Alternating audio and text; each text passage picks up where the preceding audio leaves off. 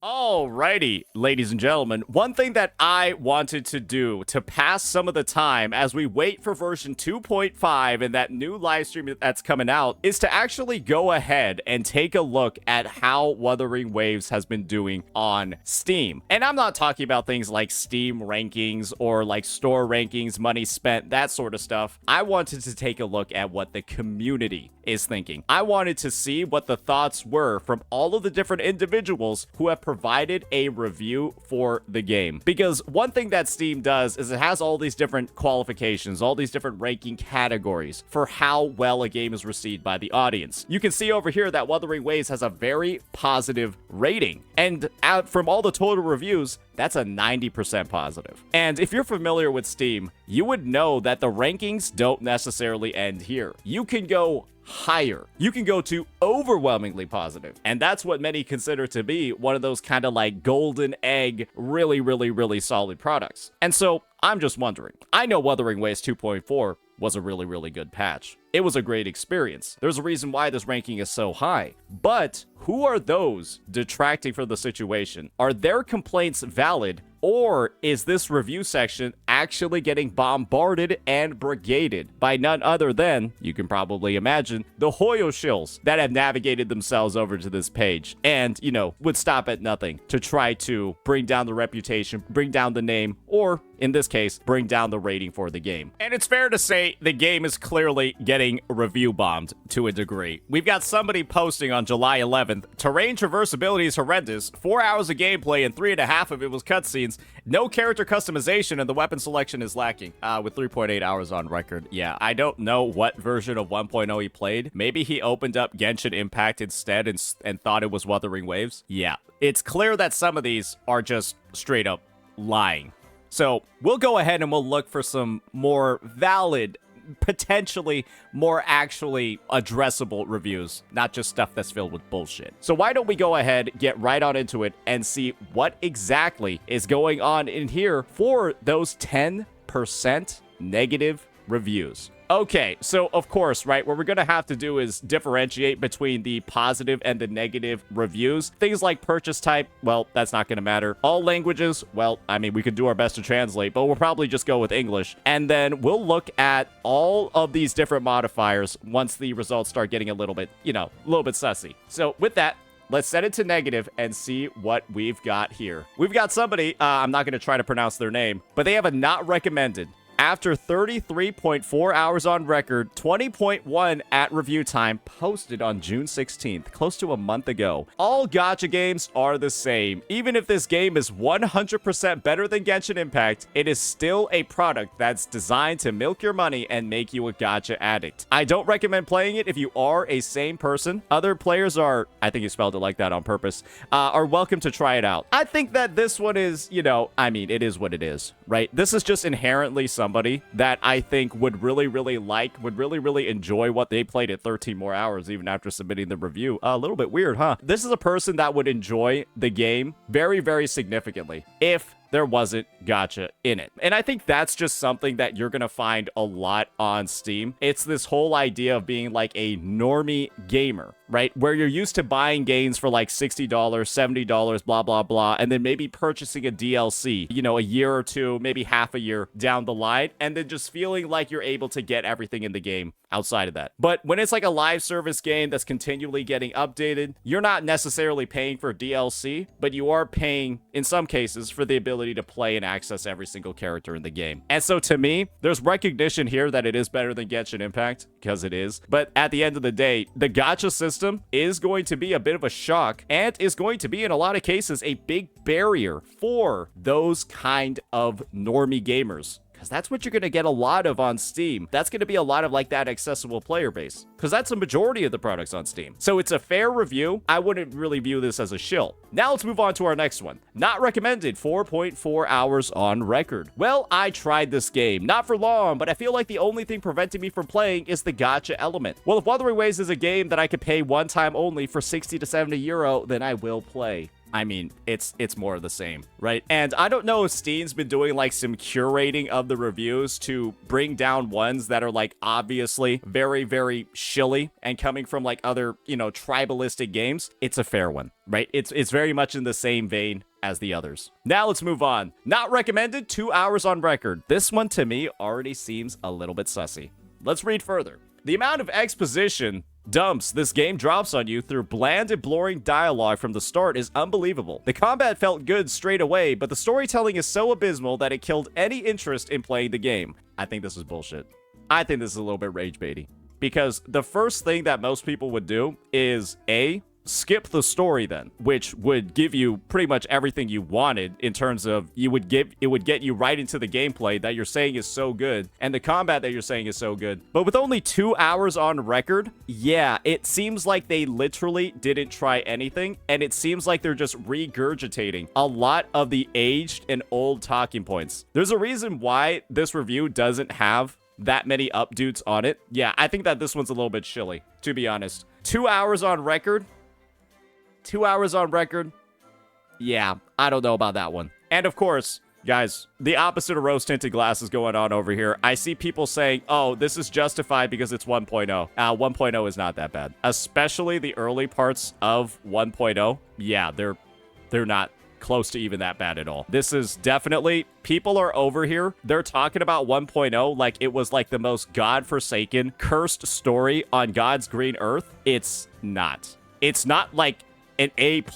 It's not bad enough to play it for 2 hours and then say it's literally unplayable afterwards. Otherwise, everybody would have quit the game. And clearly, that's not something that happened. Yeah, it's probably like a 5 or 6 out of 10. It's not worth quitting 2 hours in. So yeah, I kind of think this one is shilly for sure. Okay, now we got Gold Ship's review. Oh, bit of an UMA reference over here. 6.4 hours on record. This game had a chance to soar, but it wanted to walk. I can't recommend this game. Story is mid-generic, and of course, a harem. Waiter, can I get one more gacha game where the main character has amnesia and every woman in the planet is somehow in love with him? That would go for such a new and unique story that has never been done before in gacha games. At the beginning of this game's lifespan, the community was parroting about equal male to female ratio. Well, that was a lie. I mean, I didn't expect much since women characters sell well, but yeah, I'm disappointed. So this is clearly somebody that has some major grievances. This actually reminds me of like if Ryuku Sensei was on Steam. People are horrifically overblowing this whole idea of like, oh my gosh, this game is just for horny kids. Everybody loves the MC. If you actually played the story, which clearly a person with 6.4 hours on record has not, they haven't even made it through any of these actual plot points that they're talking about. And maybe this is somebody that played the game for a long time and then proceeded to play 6 hours of it on Steam. I don't necessarily buy that. I think this is somebody that clearly has not played Wuthering Waves, hasn't had the opportunity to even see any of these story dynamics that they're talking about over here actually play out. And once again, they're regurgitating the same exact aged, decrepit, invalid takes about the story that have been repeated over and over and over again. Because you want to know something that was active at the time of this posting? Yeah, it was the 2.4 story, as well as the 2.21, as well as the 2.01. Which is, in all honesty, these critiques don't make very much sense at all in context of those versions. And even in early 1.0, if you played version 1.1, this isn't true either.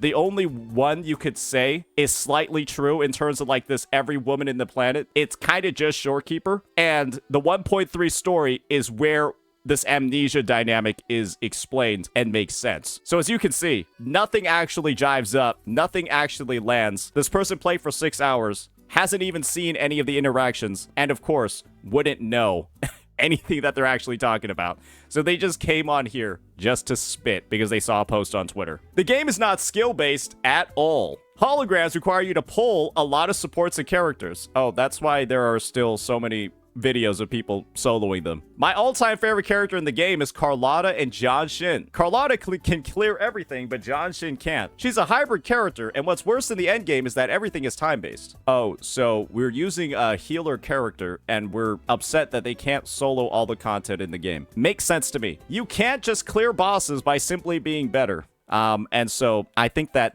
right over here, you're beginning to see the type of person that's making a post this long. I'm beginning to think this is made by AI. The only holograms I can clear with Genshin are the ones that were released with the game on 1.x, Crownless and the like, but the new holograms have a ridiculous amount of health, like Hecate. I think that is one thing that is true. The older hologram bosses don't have as much HP, but I'm pretty sure the hologram bosses becoming tankier was actually at the request of the players. You want to know why? Because hologram bosses in this game, I know some people might be unfamiliar with the idea of this, but they don't reset. They don't actually reset, and so never clearing them is not, it literally cannot be an issue. Because at some point, you probably will, and you'll never actually lose out on rewards. On the other hand, when it comes to other endgame modes, right? Let's just go ahead and take a look at them, right? If there was too much HP inflation in a mode like this, where it does reset every month, or in this mode, where it also resets every single month, then that would be an issue. But in permanent content that literally will not leave, it won't run away from you, like any potential female love interest, what's the problem? You'll get there eventually, and you're not losing anything by not doing it right now. But of course, right, I wonder how this person is getting 2 holograms within 6 hours of gameplay. Interesting. Interesting how this review is turning out. You can, in theory, buffer up more, but it's less of a Genshin playthrough, but more of a how busted are my supports. The power creep is noticeable, and I've never been more disappointed. The time limit is the most egregious. It's a DPS check, and a new character check. The combat is fun, but not that great. I've had more fun playing Kuro Games' other game, which is Punishing Grey Raven, and I don't understand why they abandoned such good combat system and flow of combat just to make another Genshin clone.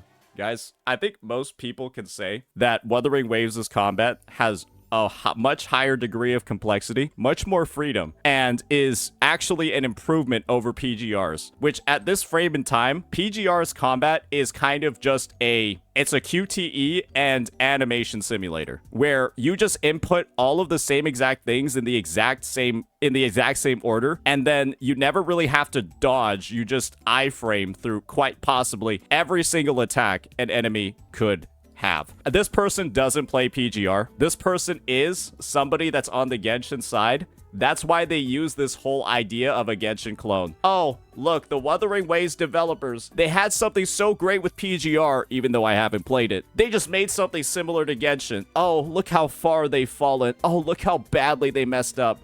And so it's reinforced even further here.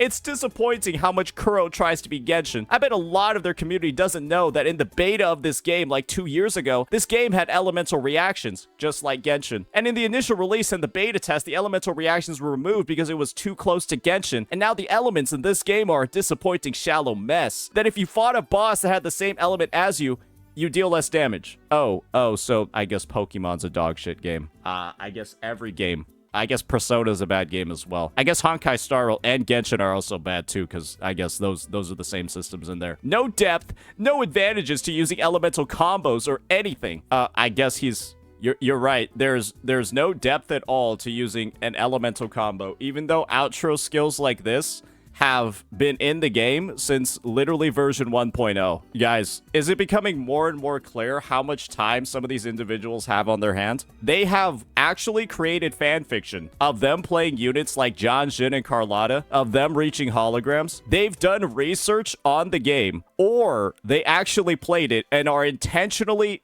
misportraying and getting literally everything wrong. It's one of the two options, and both of them are kind of fucking stupid. That's how desperate this game feels. That's how badly it wants to be Genshin, which is disappointing because I believe that competition breeds innovation. Those are some of the most two contradicting statements I've ever heard. Right now, there is nothing in WuWa that is innovative or different. Everything just feels like a hollowed carbon copy. Kuro had the perfect gameplay with PGR, they just had to expand on it. But what they did on WuWa is to devolve and dumb down the gameplay to fit the needs and to be the next Genshin. PGR's combat is deep, great, faster paced than WuWa, more complicated. It's not. They had all the makings of something to be different and innovative, but just because Genshin was the leading game in this genre, they desperately try to copy it despite having all the tools to innovate and be different. It's disappointing. It's wasted potential. This game will never be anything that it is.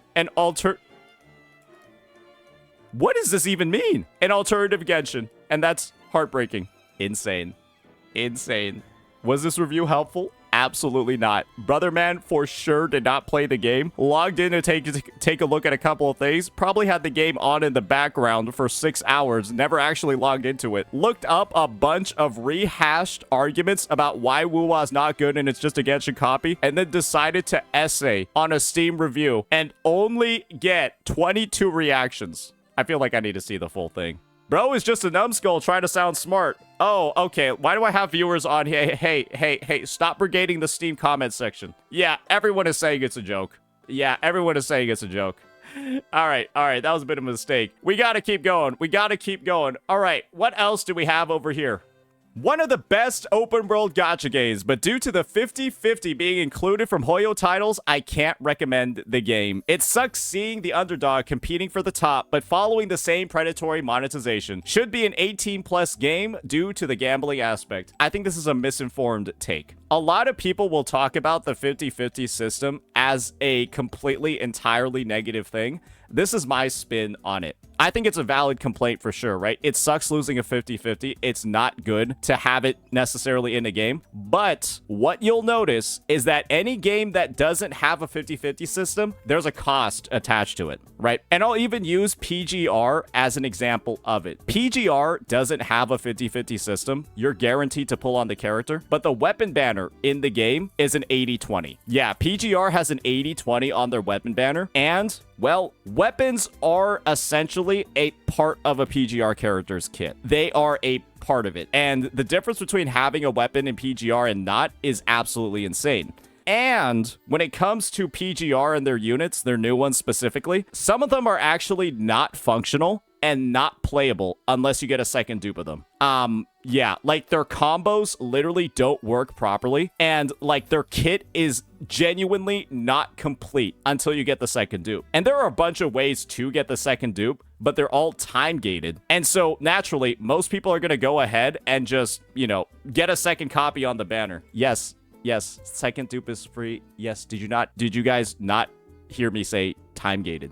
And you can't just dupe every single character because you only have a certain number of Phantom Pained Cage Skulls. Yes, you can't just get every single one immediately when you want it. That's how it works in the game. And so, yeah, they essentially give you a 2-week span of time.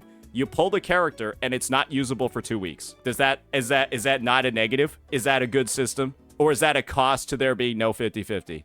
You pull the character and they're not usable for 2 weeks while you go farm up the Pain Cage Skulls. Unk wants everything without effort. There's no effort. I'm just sitting here. I pulled the unit and they suck for 2 weeks until I can get them to SS. That's the cost over there. And the thing is, right, PGR is considered to be one of the most widely generous of all the games that don't have the 50-50. There's still that cost there. There are plenty of other games where there's no 50-50, but you get no pulls as a free-to-play. There might be no 50-50s, but you have to save up 2 patches to be able to pull 1 unit because the pull income is so low because you can't lose a 50-50. And the thing is that Wuthering Waves is a game that has the 50-50, but also gives you enough pulls, on average, enough pulls to hit pity every single patch, and in some cases even go beyond it, sometimes even hit pity twice depending on how much content there is in the patch. Some Wuthering Waves patches have over 140 pulls, which is literally enough in most circumstances to straight up guarantee the character. You don't find 150 pulls in a game that's like 70 pulls, no 50-50. It's just not really something that happens. And the thing is, I think that's where a lot of like some of the, you know, the discussion, it never really gets there because most people, they just have played Hoyoverse games. They played the Hoyoverse titles. They see the same gacha system in all of these. And so they've never really experienced a game that has a dog shit pull income and then no 50-50. There's not a lot of them out there because they're kind of like older games or they use a more archaic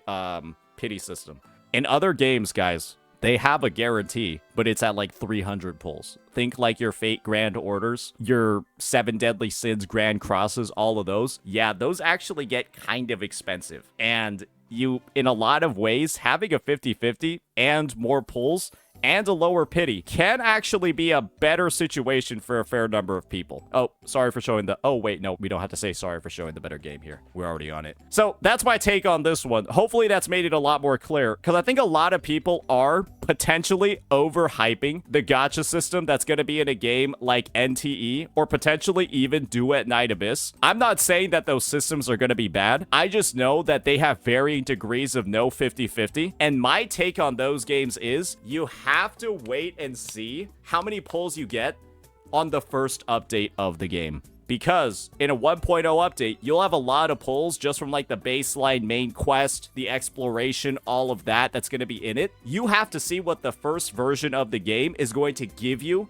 in terms of pull income to determine how actually good their 50-50 system is. Because let's just hypothetically say, right, in NTE, well, what if they have like a, NTE is no 50-50, and then they have like, like an 80 pity? You'll be able to pull a limited character in version 1.0, right? Because they'll have more than 80 pulls, unless they decide to launch like Tribe 9 months of service and have 7 free-to-play pulls across the entire version. You'll be able to guarantee the character in NTE. But if in the first update of the game, you get like 30 pulls free-to-play, well, is that particularly good? Probably not. But people will still tell you, oh, well, there's no 50-50, so it's fine to have to wait 2 patches to pull on a banner a single time free-to-play. When in reality, that's really fucking bad. So yeah, there's always a cost. We just have to wait and see what the cost is in those new and upcoming titles. Let's move on. What else do we have over here? Not recommended. 2 hours on record. Oh boy. Can't wait to see what this one's got in store. Nah, I'm sure as far as games in the genre go, it's quite good. The combat seems basic but functional, but my god, the amount of crap they throw at you when it comes to the UI, the 1,000 different chance-based mechanics, currencies, and a gazillion different look here or click for shiny exclamation marks every few meters to get you hooked. It would be slightly more engaging if it weren't so boring to begin with. Way too much bad and pointless dialogue and small cutscenes. If I could give it a meh rating, I would. Given the monetization mechanics, there is no way this gets a thumbs up. I wonder what this guy's 2 hours of gameplay actually looked like. Because it seems like he's playing like a Korean MMORPG from the way that he's describing it. Straight up, it like a Korean MMORPG with like, you have to go through like an RNG percentage to like upgrade a piece of gear. I think it's pretty clear that nobody really found this review to make very much sense at all. Yeah. Okay, maybe he's schizophrenic, who knows? Now we got a not recommended with 120 hours on record. Guys, this might be the one that we have to end the video on. I'm not sure. This is 120 hours on record, 41 at the review time. He clearly paid 80 more hours after making this review. So I don't actually know how this why this one is negative. If they proceeded to double their playtime, sorry, triple their playtime, following the negative review, they tripled their playtime. Heads up, this is a review from someone who's played practically every day WuWa for 1 to 2 hours. It checks out since its original 1.0 non-Steam launch. Reminder, companies aren't your friend. They never will be, especially when they have to reinforce the fact multiple times in a stream. W, this is so player friendly. You know that was actually mistranslated? That was never actually said by Solon Lee. It was a mistranslation. It meant that the players had freedom. That was the actual translation. Yeah, I'm referencing this post over here. Yeah, this was not actually real. Instead of W, this is so player friendly, the actual translation is W, who's referring to the person, that's a lot of player freedom. Which, when you're on the context of being able to choose across 12 different characters who you want to pull on, I mean, what other definition is that other than freedom? And W is the name of the dev. So, yeah, that's just a little bit of like, well, yeah, we're running on a mistranslation over here. No, I'm not making this out of frustration from losing a banner, since I already have Zani plus Weapon plus Phoebe. This person is like, this person is interesting. Let's just say that. Devs are just as awful as Genshin developers. Anniversary event was lackluster and god-awful. Extremely predatory banners too. Not worth playing if the devs are going to keep copying MidHoyo.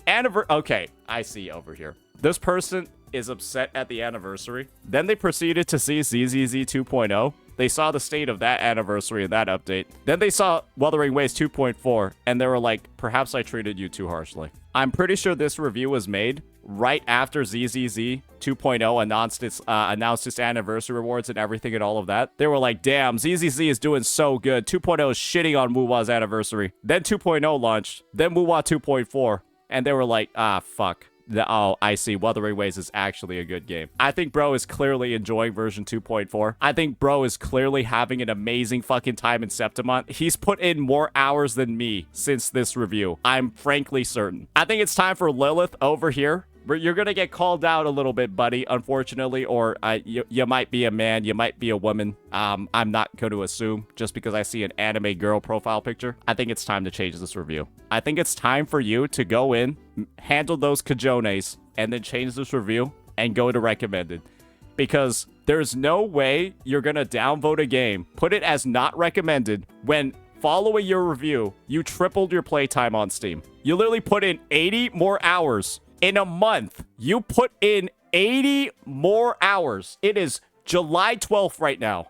That is over 2 hours every single day playing the game, by the way. 80 hours over 30 days. That's more than 2. You like this game. You like this fucking game. Let's stop playing over here. Let's stop playing. You love Wuthering Waves, brother. You love Wuthering Waves. Come on. Come on, it's time to face the music. Time to face the music, buddy. So yeah, I think if I were to go ahead and sum up all the reviews that we're seeing over here, I think they're split up into 3 categories when it comes to negative ones. You have 1, you've got the individuals who are just straight up normies from Steam, don't know how gacha works, and because of the monetization, they just don't like the game. That's gonna be fine, right? I don't think that there's anything necessarily that's supposed to be fixed over there. I think that's just gonna be like a fact. Some people are never gonna like burgers because they're just burgers. And if you take them to the best burger restaurant ever, they are still probably going to leave a negative review because they never liked burgers. Just like how some gamers are never going to like the monetization of gacha. No issues at all with that. What are we going to do about it? Then there's the other category, which is filled with very, very, very clear Hoyo shills, where they're going ahead, and the second the game launches, you know what I think happened? I think he opened up the game and then spent 6 hours writing this out. Yeah, this guy doesn't seem smart enough to not take longer than 6 hours on this. I think that their entire playtime of Wuthering Waves was opening up the launcher and then drafting whatever this is so they could doom post the game. That's the Hoyo shill side of the equation. And then you're going to have the next group of people, and there's probably going to be around the launch of the game, leaving these negative reviews, talking about, right, what the issues are with the anniversary. But then after 2.4 came out, they were like, wait, yeah, maybe it wasn't as bad as I was thinking. Maybe I was a little bit butthurt because I didn't get my standard free character. I saw what ZZZ 2.0 was doing, and I was like, why isn't Kuro doing that? And then you realize, oh, wait, ZZZ 2.0 is an awful fucking patch. And you're like, oh, I'm kind of glad Kuro didn't do that. And now everyone's just moving on and tripling their playtime. So yeah. All right. As like a last bit of additional, why don't we just look at a specific range? Why don't we just look at what we've been able to come up with today? Where are the negative reviews from last week? IDK, but it's too much lag and stuttering. You're probably using a dog shit PC if it's on July 8th. That was 4 days ago. Fact, this game shows featured banners and doesn't actually guarantee the 5-star because it's in fine print is stupid. Okay, he doesn't like the 50-50. WuWa is not a terrible game. The graphics and the characters are definitely superior to Genshin. My main reason for quitting was boredom. The world felt soulless, and I was stuck in an endless loop of daily item collection and repetitive quests, not to mention the constant grind for gears and stats. Honestly, it was incredibly tedious. On top of that, I don't think this guy realizes he's not supposed to play the game for 10 hours every day. Oh, he was doing that. Oh, that's what he was doing. Oh, right, because the game launched on June 10th. The game launched on June 10th or 12th, and it's been a month, and he has 117 hours on record. It's entirely possible to play a gacha game too much. If you're playing this game for 2+ hours a day, that's too much. There's not enough content in the game to play for 2+ hours a day. So I guess we'll have a fourth group in here. Disgruntled players that want the game to be like an MMORPG when it's literally based around you WuWa's span of time for logging in is between 10 hours and between like 2 to 3, where it's like maybe 3 to 4, 2 to 4, when a big story update with a lot of new gameplay modes and all that launches, and then 10 minutes on the other days, because that's how the gacha version cycle works. So this isn't really an issue with WuWa. This is just an issue with a live service model, which, again, I guess it's a somewhat valid one, but it's also like there's some onus on the player to recognize I'm not getting that much out of playing this for 2 hours a day. So